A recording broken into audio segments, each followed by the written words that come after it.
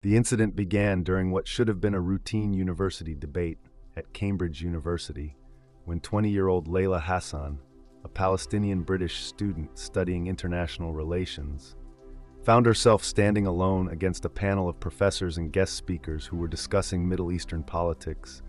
with what she felt was a disturbing lack of acknowledgement for Palestinian suffering and civilian casualties that had been mounting for months, while the academic discussion remained clinical and detached from the human reality of families being displaced, children being killed,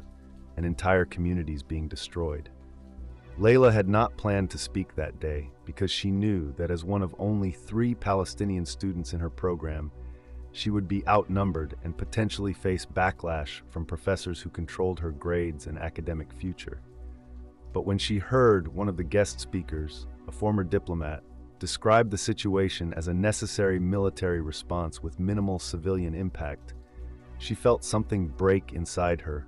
and despite her hands shaking and her voice initially trembling, she stood up and asked to respond. The moderator, Professor Williams, initially tried to dismiss her, saying that student comments would be taken at the end. But Layla persisted,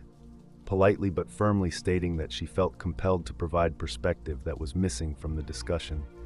And when she was finally given the microphone, her words were measured, careful, but devastatingly effective, as she spoke about her grandmother, who had lived through the Nakba,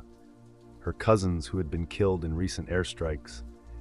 and the impossibility of discussing Palestinian deaths as acceptable collateral damage, when those deaths included children whose names she knew, whose faces she had seen,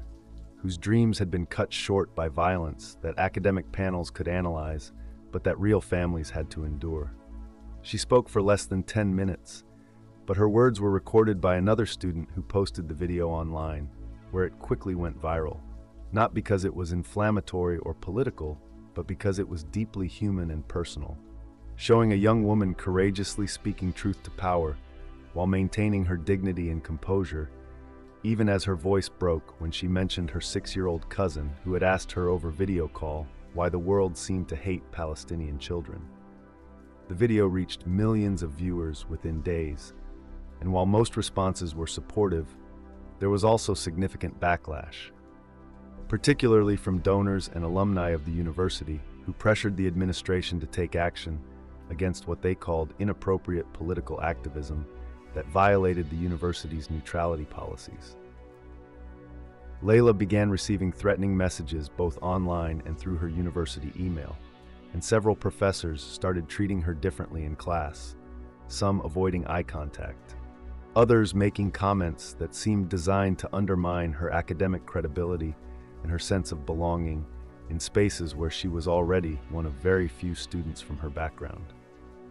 The situation escalated when the university launched a formal investigation into whether Layla's comments violated student conduct policies regarding political speech, and she was called to meet with administrators who suggested that her future at Cambridge might be in jeopardy if she continued to make public statements that could be perceived as controversial or that might make other students or donors uncomfortable. The pressure became so intense that Layla considered withdrawing from university altogether because she felt like she was being punished for speaking honestly about her family's experiences and for refusing to treat Palestinian suffering as a theoretical political issue rather than a lived reality that affected people she loved. But then something unexpected happened that would change everything and restore her faith in the possibility that powerful voices could be used to support rather than silence those who spoke difficult truths. The message came through her Instagram direct messages from an account she initially thought might be fake, but which was verified with the blue checkmark that confirmed it was really from Ronaldo himself. The message was simple but profound. "I saw your video from Cambridge University. Your courage to speak for your people while maintaining your dignity and education impressed me deeply. I know what it's like to be one of the few representing your community in spaces where you're not always welcome. I want you to know that your voice matters and your education matters. Stay strong and keep speaking truth." The message meant more to Layla than any academic award or recognition she had ever received, because it came from someone whose platform reached billions of people and who could have easily avoided any association with controversial political issues,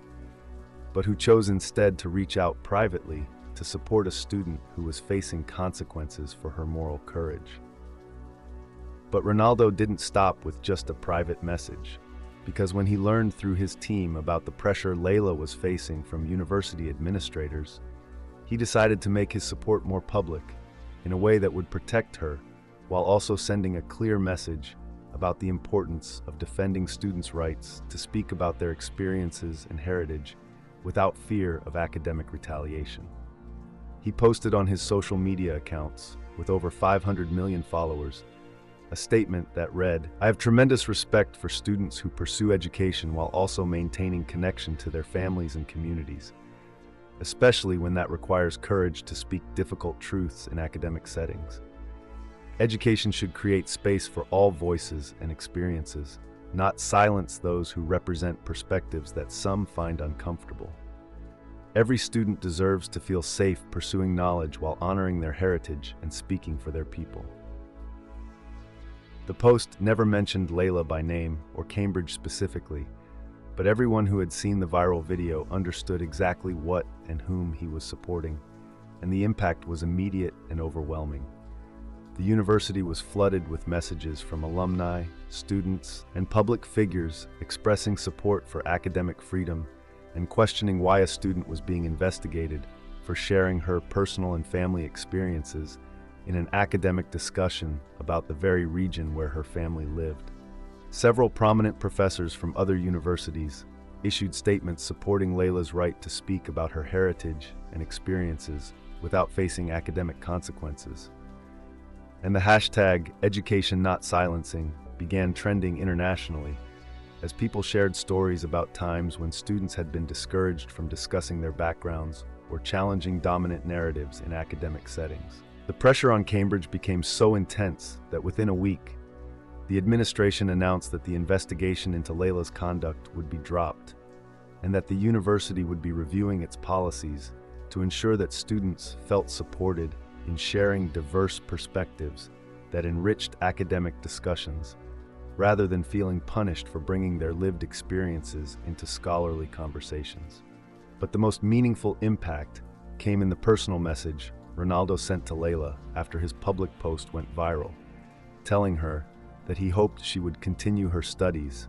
and that when she graduated, he would be honored to meet her and learn more about her work in international relations, because he believed that people like her, who combined academic excellence with moral courage, were exactly what the world needed in positions of leadership and influence. Layla not only completed her degree but graduated with highest honors, and her senior thesis on international law and civilian protection in conflict zones was nominated for the university's most prestigious academic prize. Her confidence restored by knowing that her voice mattered and that speaking truth was worth the temporary discomfort it might cause. She went on to pursue graduate studies in international law with the goal of working for human rights organizations that could actually change policies and protect civilians in conflict zones. The story of Ronaldo's support for Layla became a powerful example of how people with platforms could use their influence to protect and elevate voices that might otherwise be silenced. And it inspired other celebrities and public figures to pay attention to students and young activists who were facing pressure for speaking about social justice issues, particularly those related to their own communities and experiences. When Layla eventually met Ronaldo in person at an event for young leaders in international relations, they talked not just about Palestine and football, but about the responsibility that comes with education and the importance of using whatever platform you have, whether it's academic credentials or athletic achievement or social media followers, to amplify voices and perspectives that contribute to a more just and honest understanding of complex global issues. Years later, when Layla was working as a human rights lawyer representing families affected by conflict, she would often tell people that one of the most important lessons she learned was that courage is contagious, and that when powerful people choose to support rather than silence those who speak difficult truths, It creates space for more people to find their voices and contribute to conversations that can ultimately change policies, save lives, and build more just societies. The Cambridge incident became a case study in universities around the world about how to create academic environments where students from all backgrounds feel supported in sharing their perspectives and experiences, and how the goal of education should be to prepare students to engage with complex global issues thoughtfully and courageously, rather than to produce graduates who have learned to stay silent about issues that matter to them and their communities.